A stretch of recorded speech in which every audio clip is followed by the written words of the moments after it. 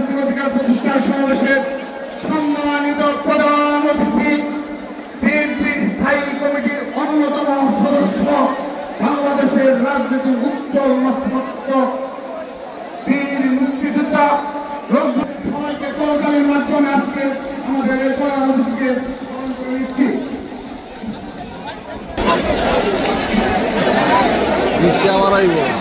ইতিমধ্যে আজকের এই সমাবেশকে সফল করতে তারুণ্যের রাজনৈতিক অধিকার প্রতিষ্ঠানের সমাবেশের প্রধান অতিথি, বাংলাদেশ জাতীয়তাবাদী দল বিএনপির স্থায়ী কমিটির অন্যতম সদস্য জনাব নজরুল ইসলাম খান আমাদের মধ্যে উপস্থিত হয়েছে। বিচ্ছিন্নভাবে মাঠের আশেপাশে ঘোরাফেরা করছেন, আপনাদেরকে দ্রুত মাঠে চলে আসার জন্য আমরা অনুরোধ করছি।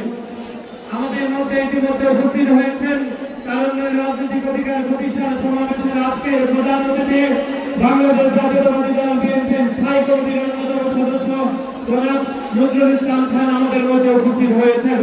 জনাব নজরুল ইসলাম খান আমাদের মধ্যে উপস্থিত হয়েছেন।